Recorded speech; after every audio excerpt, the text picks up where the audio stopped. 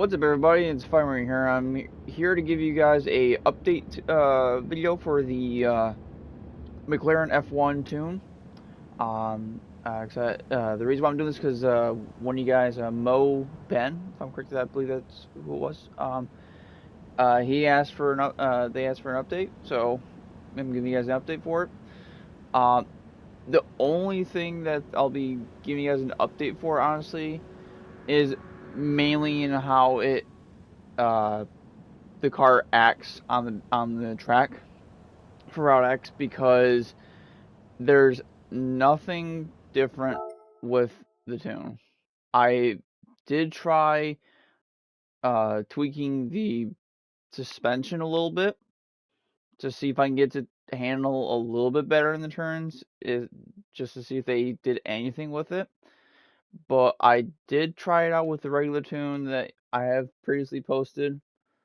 And I'll skim through here so that way if anybody's that has not seen that video will be able to see this one and have the tune from this video. Or if you have already seen that video, then you can, if you want, you can skip forward to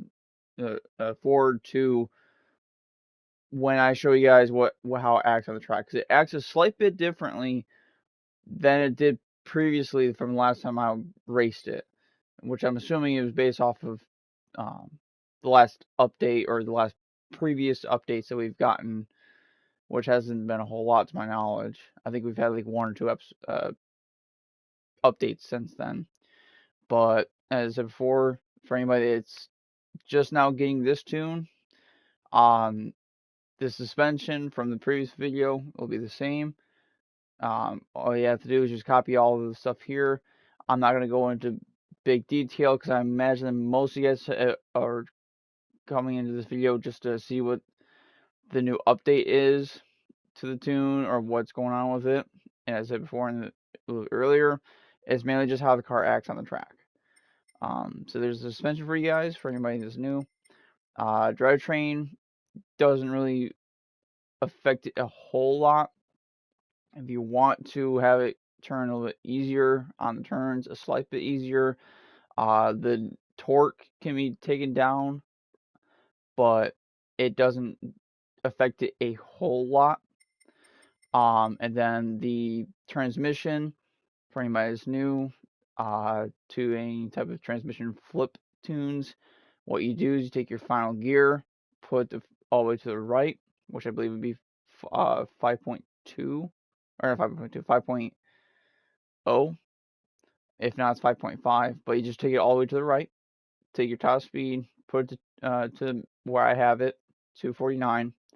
And then you take your final gear and bring it down to where I have it at 2.648. And then all you have to do is just match the gears. The reason why you want to do that is because unlike the previous Gran Turismo game, Gran Turismo 6, they have the transmission set up a little bit differently, to where you have to, whenever you do something with the final gear, it affects the gears. But if you do anything with the top speed on it, it'll completely change up how the gears are. So, as I said, that's how you do the tune for the transmission for anybody that's new. And I'll be hopping on the track to show you what's new on the handling, I guess you could say. It will take me a little while, so because I gotta get to the next turn, because that's all I'm gonna be able to show you guys how this car acts now. They did improve it, because from what I remember last time running this, I don't think I could go above 230. From what I remember, if not, it was 240. I could not go above 240 in the turn, anywhere up from the very bottom, or anything above the very bottom, should I say, of the turn. You could be in the very bottom, going between 240 and 250, perfectly fine. But once you try to go into the turn, it would just pull itself straight up into the wall.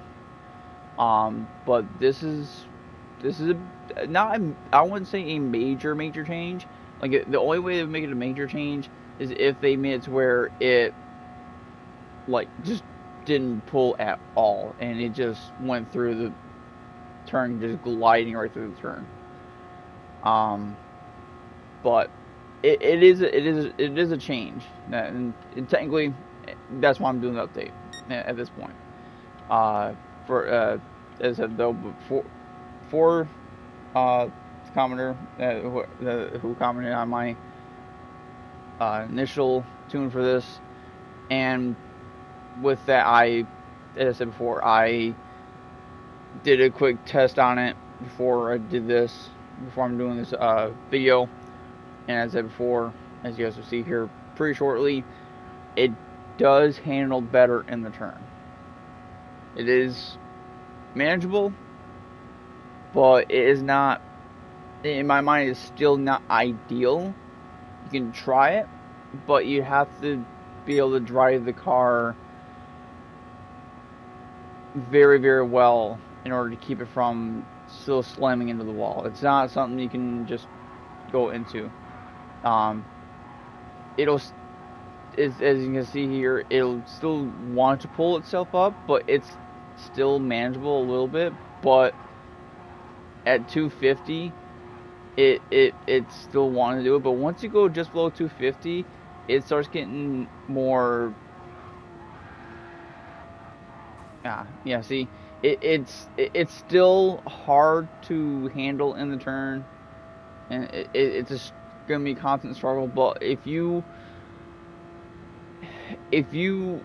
want to mess with the suspension on this, you can. I'm not telling you guys you can't do anything with the tunes I'm giving you guys. They're just, in my mind, they're more of just a basic setup for how I run.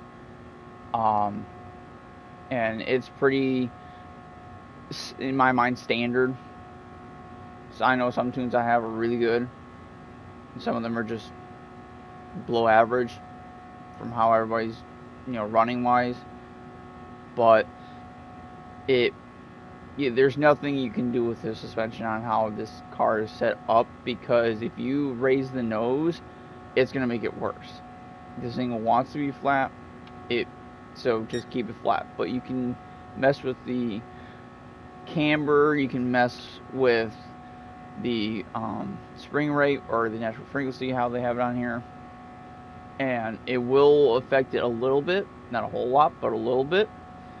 But other than that, it just does not want to stay that well in the turns.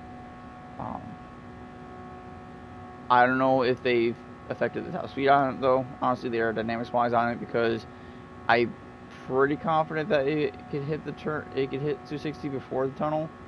Now this ain't the best example because I, kind of almost completely wrecked on the turn, but it does hit 260 before the tunnel. Still, I believe. It's been a long time since I posted the video, but as I said, it is really hard to struggle. And one thing that you definitely don't want to do, like I just did right there, is let off the gas. You let off the gas, that's what's gonna happen to you. You're gonna be done for. But yeah, that'll be the update. If you guys are already subscribed, if you guys haven't seen my other videos for my tunes on the car on GT Sport, go look at them. I got plenty of them for GT Sport. I think I have, to my knowledge, I'm pretty sure I have all the cars that's, I would say competitive wise, but that can stay with a lot of the high end cars like the Wyra and the Enzo and a couple other ones. And I also have a couple Group 1 tunes also. And also as I'm doing the outro, I'm just realizing is that I will be posting tunes, maybe not day one, but I'll be posting tunes very soon. Not like soon as in a couple days, but when Gran Turismo 7 drops, I'll be posting tunes as soon as I can, because I have it pre-ordered. It's going to be dropping in less than 2 months. At least that's what it says on the timer that I have. So, first week of March, you'll be seeing, I'll be making sure to give you guys at least a video on a tune on a car in Gran Turismo 7.